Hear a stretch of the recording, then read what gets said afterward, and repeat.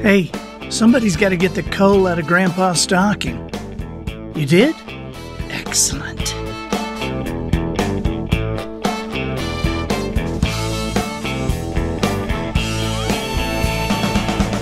Good morning, afternoon, or evening.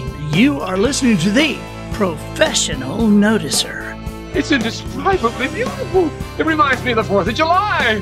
Here, you and I use common sense and all the wisdom we can muster to move beyond what is true and go all the way to the truth. Creating measurable results for people like you, families like yours.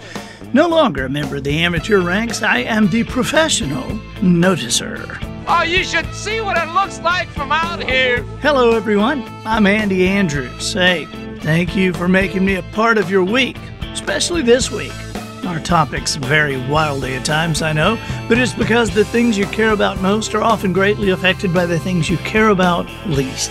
Therefore, we will have conversations about business, spiritual issues, popular culture, and why icicles are handy to have around if you're shooting your BB gun in your pajamas while wearing your glasses.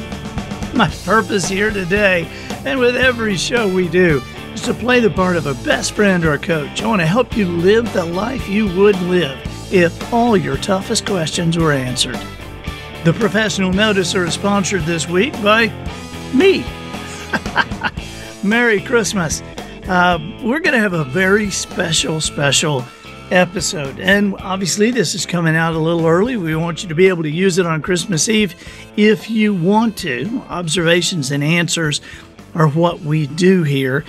And this week's episode of The Professional Noticer, as I said, is a special one. I deliver observations. And this week, our first observation will come in the form of discussion on Christmas traditions. And I'm curious, I just want to ask a couple of questions of you, and then we're going to get to a story. I'm going to do a story for you, and this is one of my favorite stories that I've written. It's a very short little Christmas thing that perhaps you can use with your family on Christmas Eve or perhaps even Christmas Adam.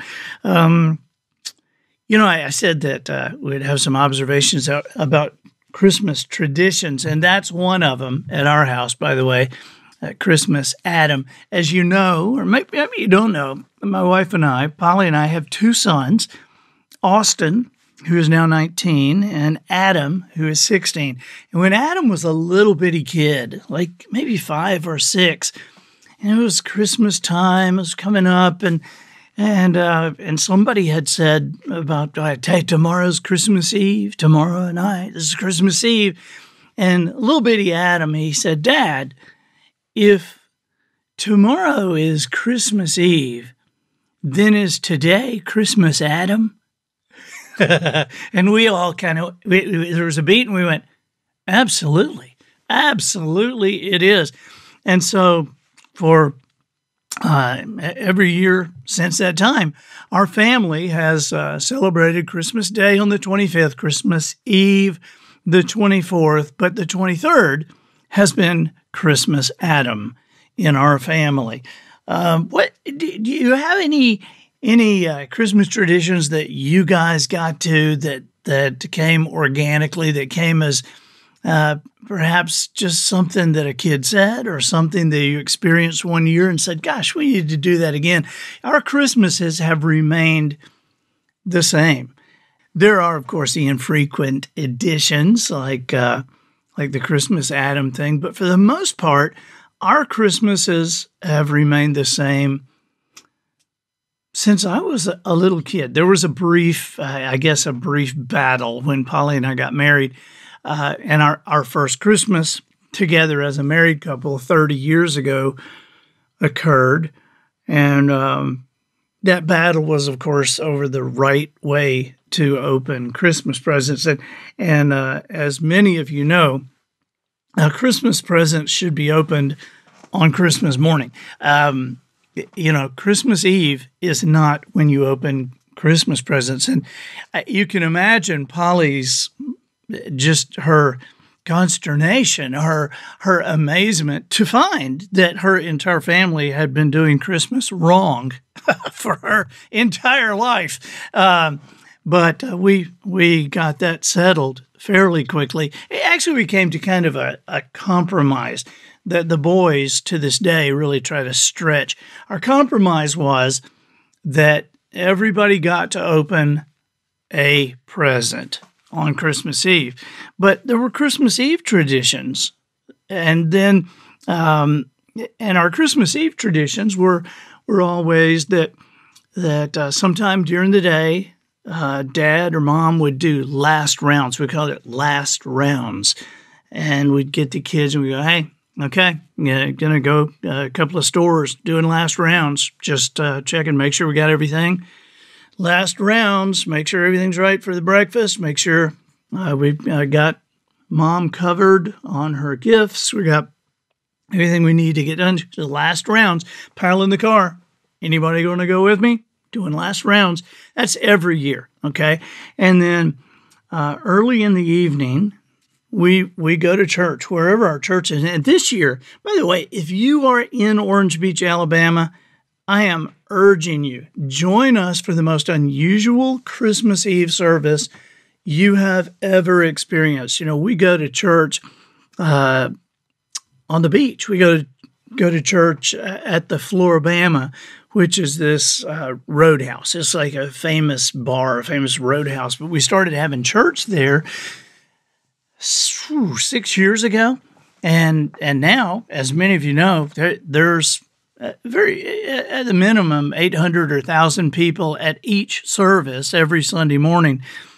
And Christmas Eve, we're doing 3 different Christmas Eve services. There'll be a big tent set up right there on the beach. If you need directions, just look at a national map.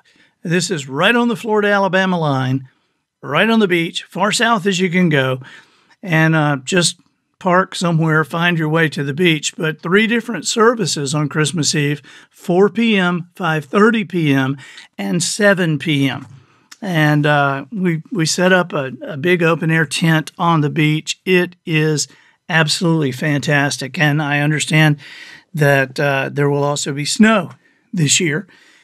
So that'll be a pretty cool thing. That's part of our Christmas tradition, you know, and here in Orange Beach, every year is a white Christmas. Our sand is white.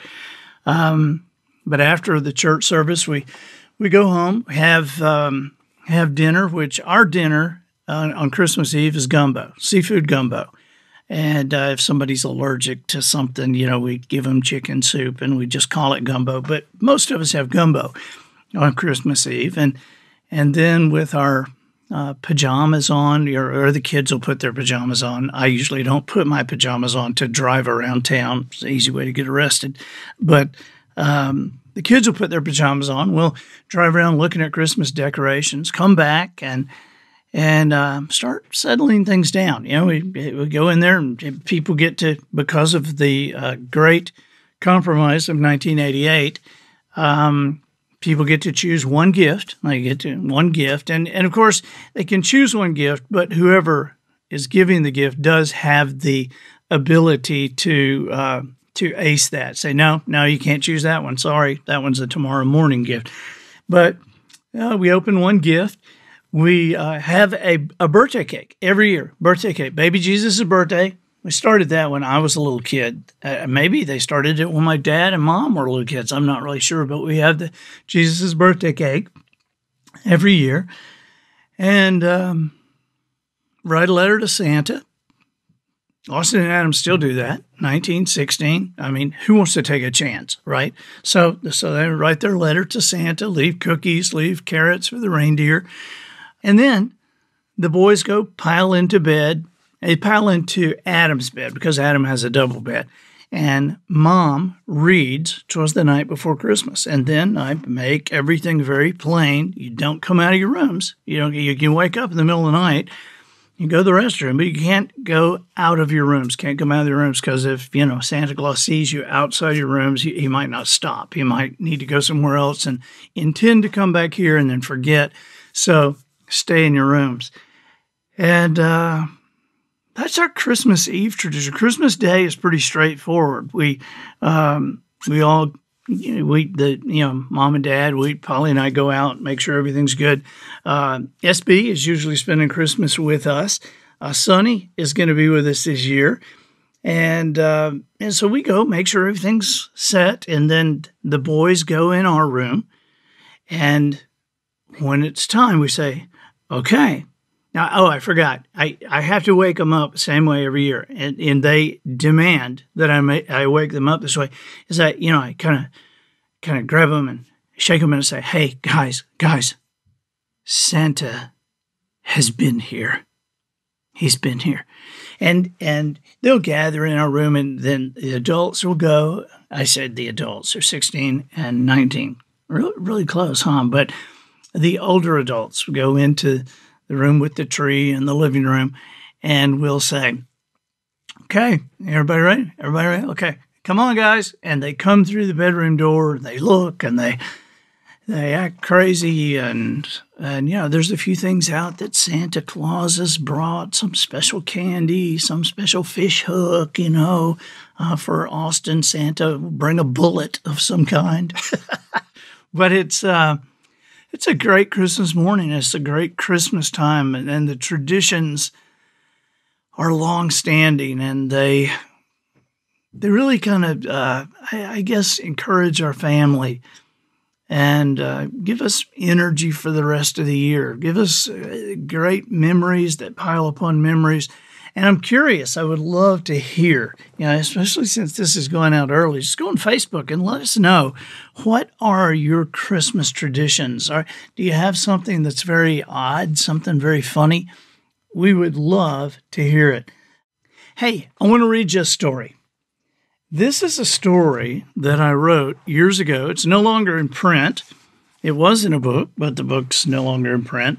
But we're going to change some of that. If you like some of these stories that I read occasionally, we're going to change how you're able to access those and make these available for you. But this is a Christmas story that I wrote. I think this will also be something that if you want, you can play for your family on Christmas Adam or Christmas Eve. Sit around and listen just like people used to listen to the radio.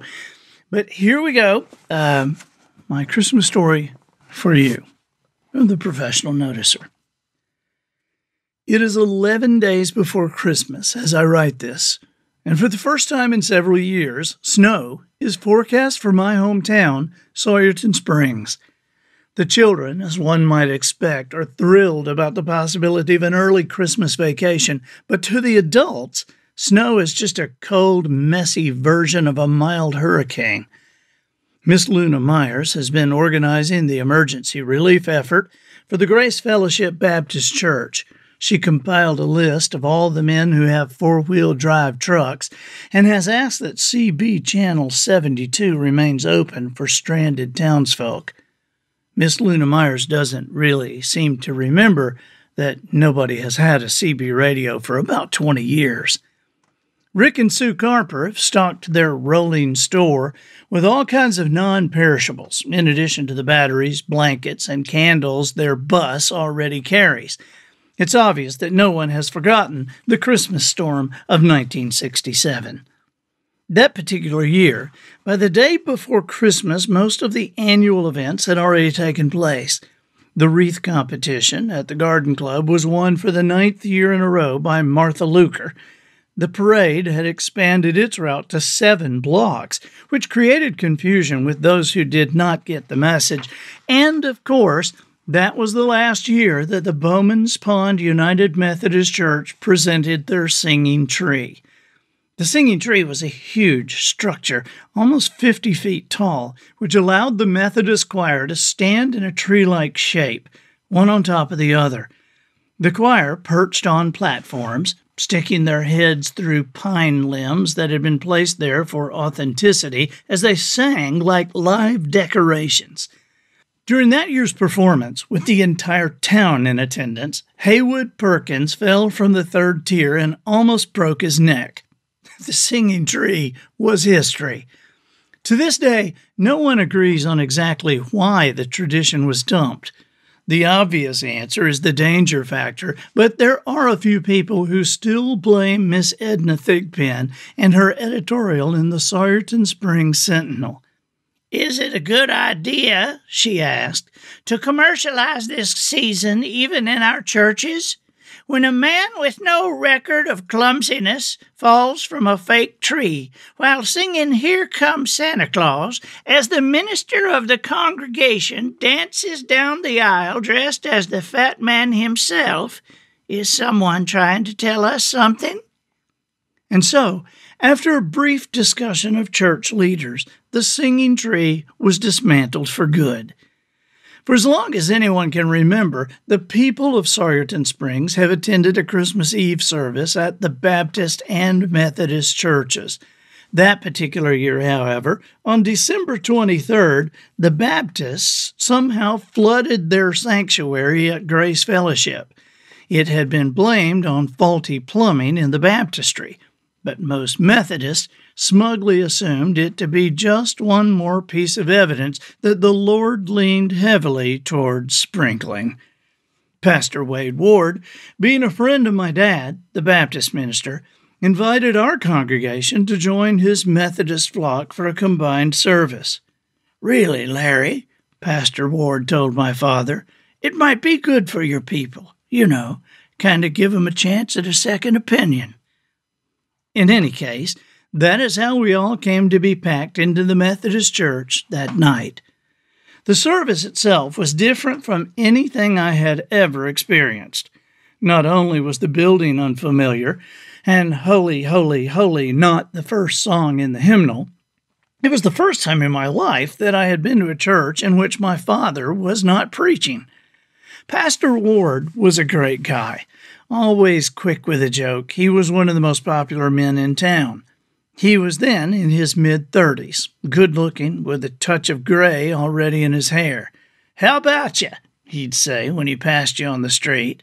"Fine, Pastor," we would answer, and he'd be on his way.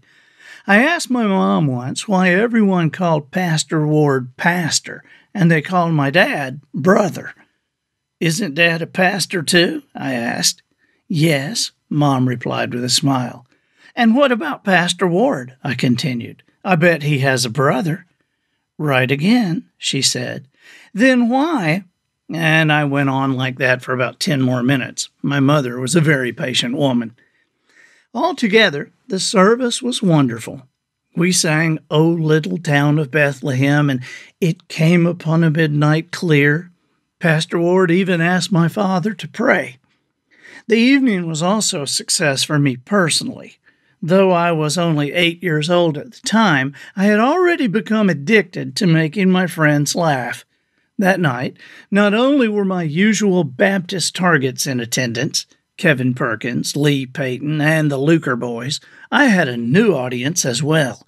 The Methodist kids, Dickie Rollins, Danny Stone, and the others, they were helpless in my grasp. Weird noises during the sermon, cow sounds during Away in the Manger, everything I did worked that night. They literally laughed out loud. From the choir, their parents gave them the "wait till I get you home" look as I managed my usual straight face. The big hit of the night, in my opinion, was my version of "We Three Kings." As the congregation sang the traditional words, I spiced it up a bit. In a voice just loud enough for my friends to hear, I sang, "We three kings of Orient are, tried to smoke a loaded cigar. It went boom and we went zoom all through the ladies' bathroom. Ooh."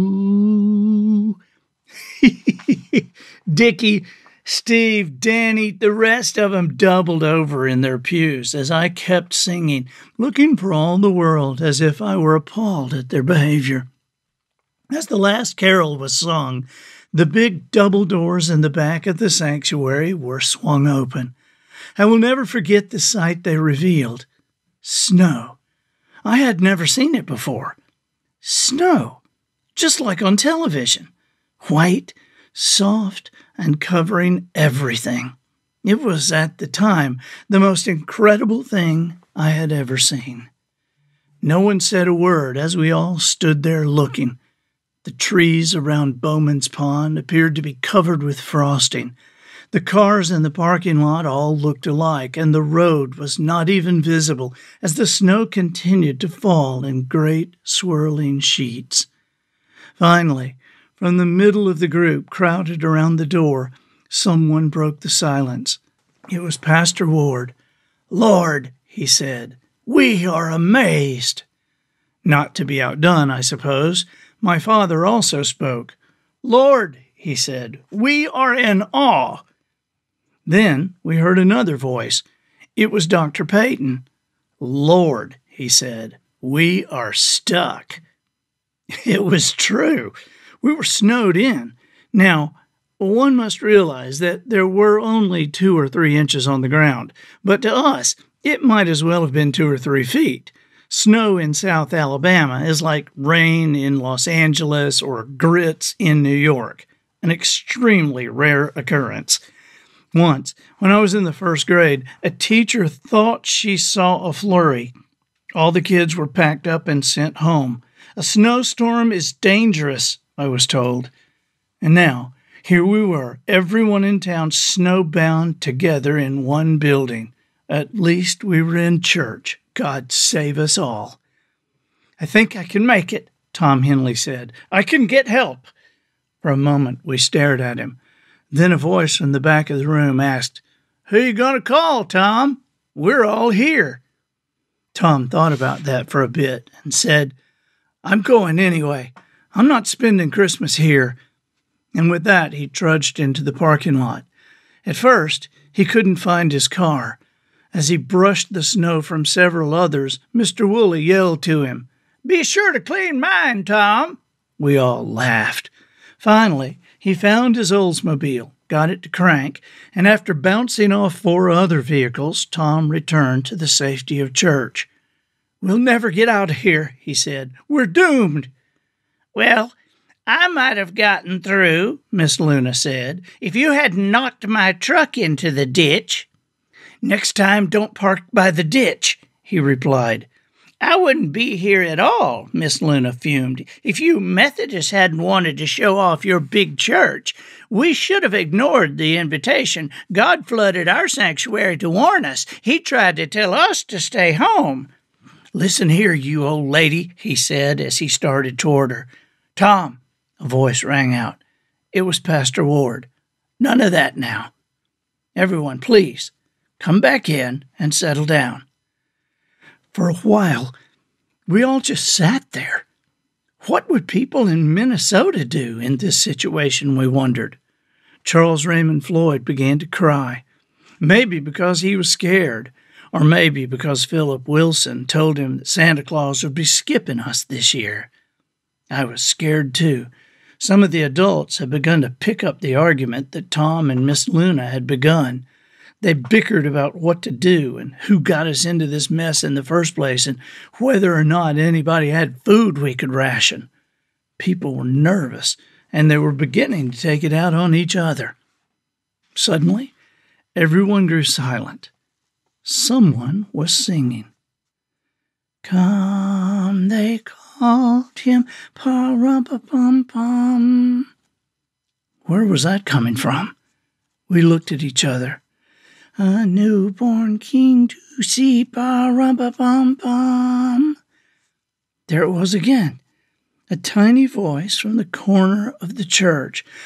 "Our finest gifts to bring, pa-rum-pa-pum-pum."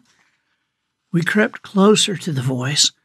It was soft, yet it cut through our tension and irritability like a knife. "To lay before the king, pa-rum-pa-pum-pum, rum-pa-pum-pum, rum-pa-pum-pum."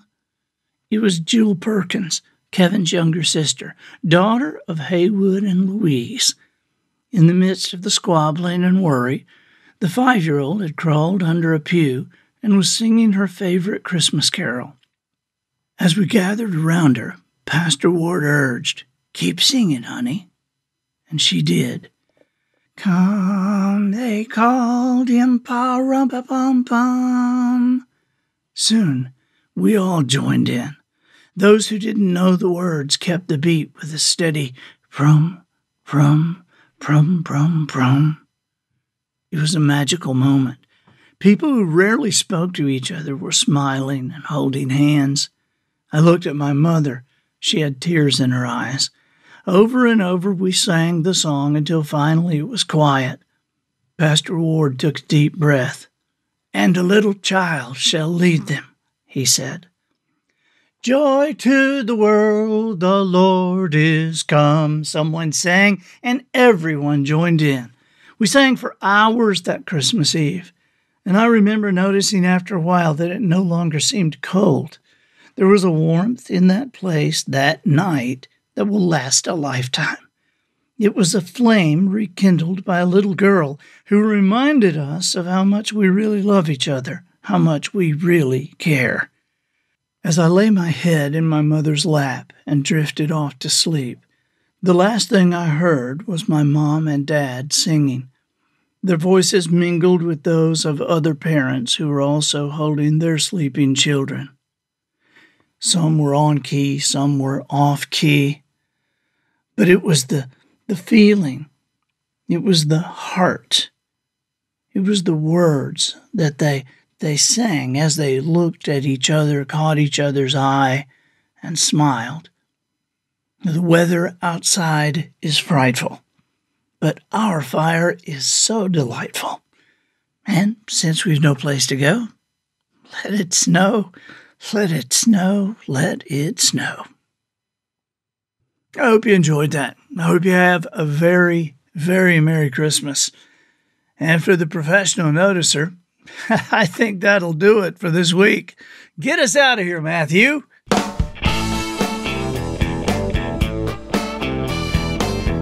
So, ladies and gentlemen, and to the boys and girls who aspire to become ladies and gentlemen, we have reached the end of another episode of The Professional Noticer. In a world where common sense has become a superpower, I'm harnessing the tiny bit of mental energy I have for you, seeking wisdom, making observations, and endeavoring to answer tough questions in a way that will empower your family and your business. I'm Andy Andrews. Until next week, smile while you talk, shake hands with the kids you meet, and make sure you have an answer to the question, what's your favorite Christmas carol? And so, until next week, goodbye.